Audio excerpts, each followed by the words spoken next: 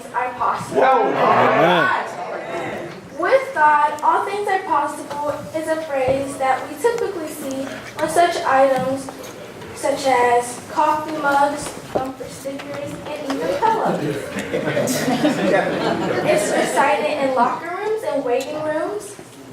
When situations are hopeless and we don't know what to do, we need to remind ourselves, with God, all things are possible. Yes.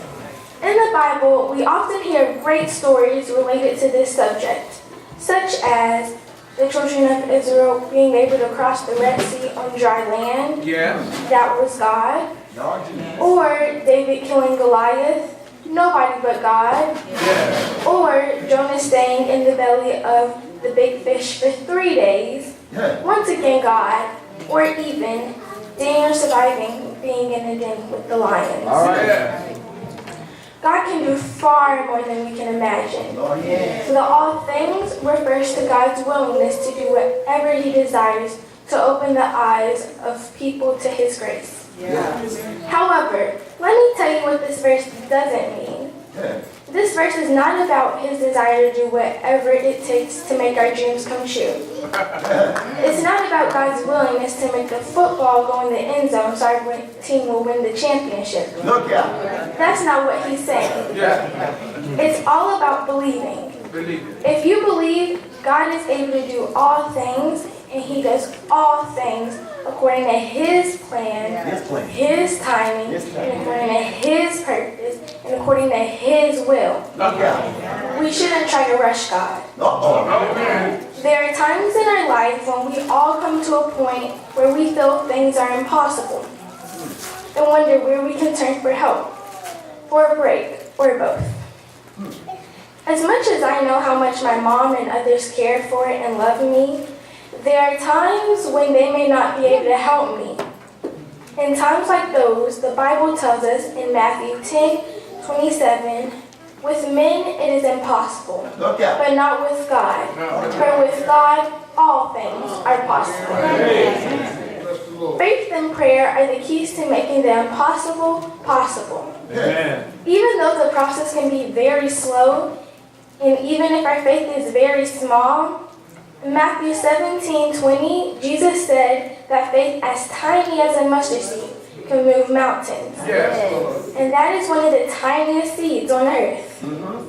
If we get in the habit of reading our Bible daily and having a praying spirit, it will help to increase our faith. Tell your neighbor, increase your faith. Increase your faith. Go ahead, Janice. In doing so, we will be reminded of certain scriptures that can help us face an impossible situation, such as God is my strength and power in 2 Samuel, or we are more than conquerors through Him that loved us in Romans, or God is able to do immeasurably more than all we ask or imagine in Ephesians, and my personal favorite in Philippians 4:13, which I would like for you to repeat after me. I can do all things through Christ which strengthens me. Amen. These are the types of scriptures that can help us get through situations at school, at home, and while we are out and about. It doesn't hurt to recite one a day in order to increase your faith. Tell your neighbor, increase your faith. Increase your faith. Before I sit down, I want to give you all 5 ways to help understand what the phrase, with God, all things are possible, truly means.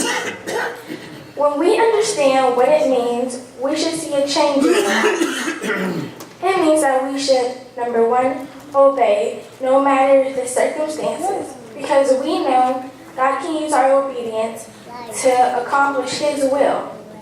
Sometimes we will face trouble in our lives, in our schoolwork, but if we keep working and stand on His promises, then we shall get the reward.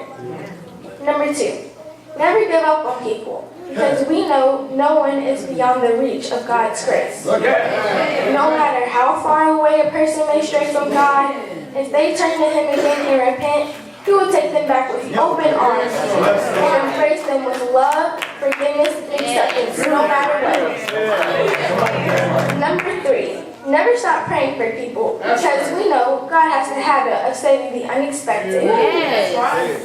Number 4, never stop telling the story of Jesus because we never know whom God will choose to save.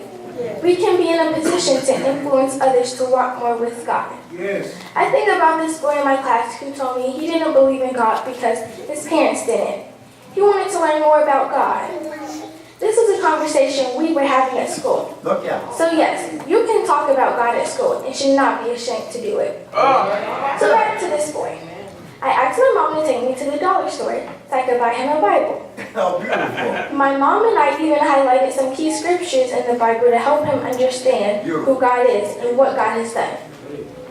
That was $1 invested in a potential soul for God. It cost us soda or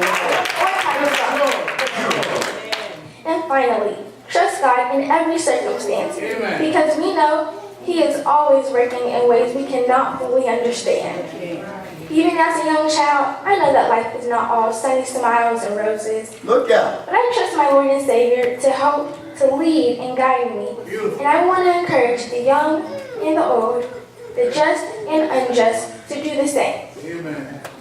So in this new year, with the first month being almost over, let's not only think about the physical resolutions that we have made, such as eating healthier, exercising, things like that.